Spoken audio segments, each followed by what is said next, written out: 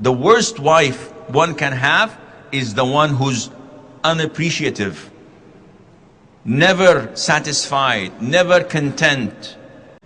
In Islam, we have a lot of evidences covering this, and I will not go into it because it requires a lot of time. I'll just give you bullet points and only signals and indicators to it, and inshallah you know it. I have done the last weekend a course on a quest for love that dealt with how to choose your spouse and the required characteristics in them. So first of all, as a man, you're requested and instructed to choose a woman who has good characteristics, such as she has to be pious, righteous, God-fearing, religious. And this is the most important characteristic in your future wife.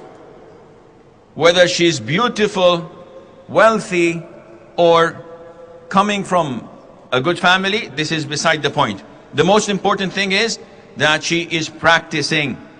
And by practicing, we don't mean that she's wearing the niqab and the gloves. A lot of the Muslims think that this is to practice Islam. And so many who wear the niqab and wear the gloves do not pray on time, do not observe their fast. They are bad in character. So you have to look at a holistic and look at it in a holistic way as to whom is practicing and who is not. She has to have her modesty and chastity, because the Prophet told us ﷺ that among the women of hell are those who do not. So if you marry someone and she shows her flesh, exposes herself, or she is indecent, then this would not make a good family. She has to be satisfied with whatever Allah gives her. And the most of the men here are saying, well, we got that wrong for sure.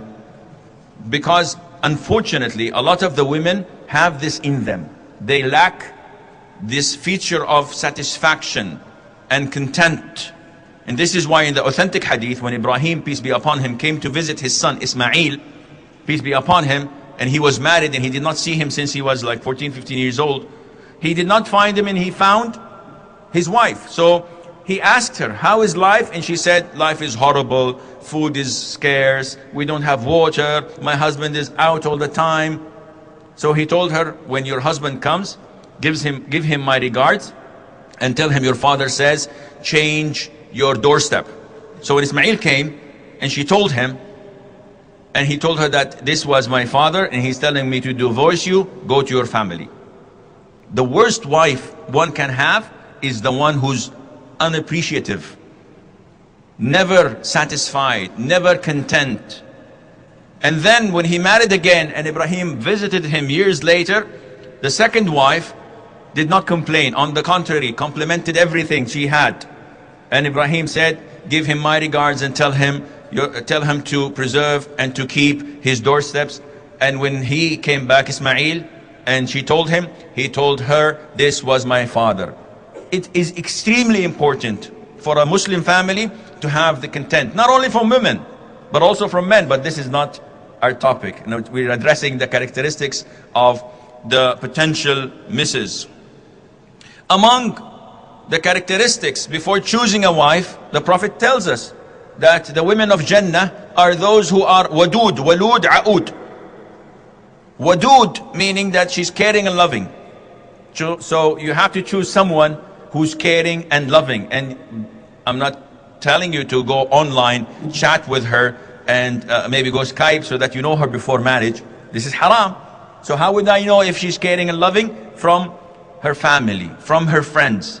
They tell your mother, they tell your sister that she is kind, she is nice, she does not flare out, and she does not become angry, she doesn't have any rage attacks. MashaAllah, okay, this is nice. But to marry someone and end up in fights every single morning and evening, this is not advisable. She has to be wadud, caring and loving. Walud, she has to be fertile, able to produce children, because this is the essence of getting married. Sheikh, I can't go on Skype. Okay, how would I know this? She's fertile. We're not married yet. Well, scholars say, look into her family. So if, of course, her mother is fertile, look at her sisters, her aunts, her cousins. If they, mashallah, are a productive family, this means that most likely she would be. And do not get married to someone who does not, as a first wife. It's not forbidden, but it is not recommended. Thirdly, the Prophet ﷺ says that among the characteristics is that she is obedient.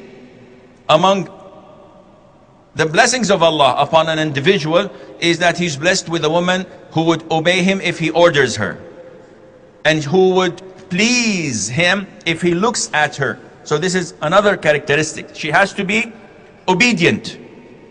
And the happiest husbands are those with obedient wives.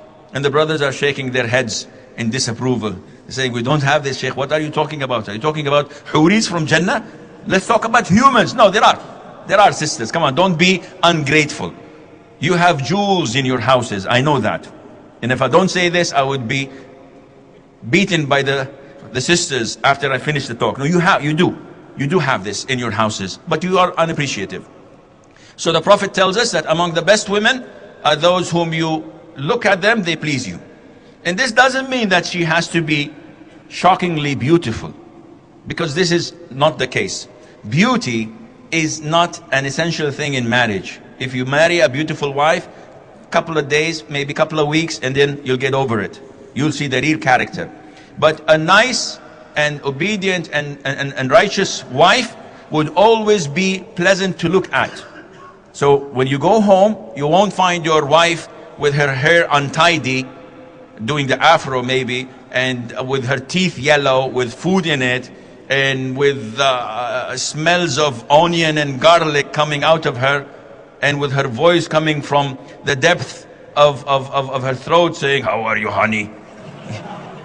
This is not the thing you want to have home. A righteous, practicing Muslimah, and this I know for a fact, would always try to look her best when her husband comes. This is my comfort zone. This is my safe haven that I always go to relax from whatever is abroad. And this is what I said to the brothers in this morning's reminder. When we go in the streets, we find billboards of models, beautiful women smiling. If I go into a shop, the saleswoman is smiling. If I go to the reception of the hotel, the receptionist is smiling. The co-worker, if you are, may Allah help you, working with the opposite sex, they're always smiling and mashallah giggling. Once you enter the house, la ilaha illallah, all these smiles are gone down the drain. Subhanallah, why is it? Why is it? It should be the other way around. So this is what you should try to look for. Your wife, so to be inshallah, future wife, should honor your family. Pick someone that would honor your family. You have one family, you have one mother, you have one father, but you can marry as many wives as you wish.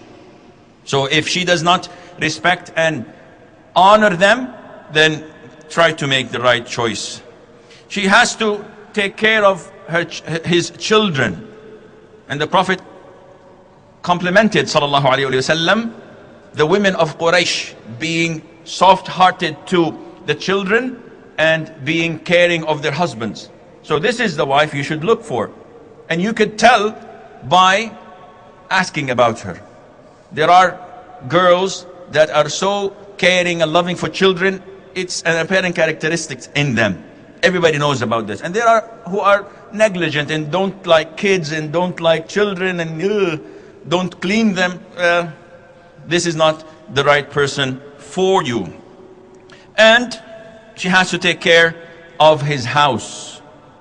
You remember, you did Khadija radiallahu anha or not yet? Not here. Okay, Khadija, may Allah be pleased with her, the wife of the Prophet alayhi salatu wasalam. What did Jibreel give her the glad tiding? He said to the Prophet alayhi salam, Khadija is coming with food and drink. Give her the glad tiding and give her salam from me and tell her that Allah Azza wa Jal has made a house made of pearl, empty pearl shell for her, where there is no noise and there is no tiresome. Scholars say, why is it this for Khadija? Because she never ever made the Prophet work, alayhi salatu wasalam. She was his wife, she did all the work. And not only that, she would not make any noise in the house, neither her nor the kids. So whenever the Prophet went into his house, alayhi salatu wasalam, he did not want to leave. And that is why Allah rewarded her with this big pearl made of a palace with these things in them. So a good woman serves the house, she takes care of the house, the husband does not look at anything that is bad, everything is tidy and nice. And finally, when you marry a woman, try your best not to take a jealous one. Because the Prophet ﷺ once was addressed by Anas, may Allah be pleased with him, and said, "Oh Prophet of Allah, why don't you marry a woman from Al-Ansar, from Medina?" He said, "They are extremely jealous." And that's why he refrained from marrying from them. And when he married Salama, when he proposed to Salama, may Allah be pleased with her, Salama said, "Oh Prophet of Allah, I have a lot of children, and at the same time I am extremely jealous." What did the Prophet say, ﷺ? "As for your children, they are mine. As for your jealousy, I'll supplicate to Allah and Allah will take it away." So jealousy, extreme jealousy, is bad. You don't want to marry someone when you are watching pornography, God forbid, or on the internet, or cyber chat, or let's go video, or whatever. She says, "Okay, good night, I'm going to sleep, see you tomorrow." No, this is not a proper wife. You want someone, when you do something haram, she prevents you. When you try to flirt with a co-worker or with a neighbor, she stops you. The one you do not want is someone, when talking on the phone, she says, "Who are you talking with? Put it on loudspeaker. Swear by Allah Azza wa Jalla. Put your hand on your right eye and swear by Allah it's a man." What kind of jealousy is this? No, this is not jealousy. Therefore, these are some of the characteristics. You say it again, 5 times. These are some of the characteristics you have to choose in a wife.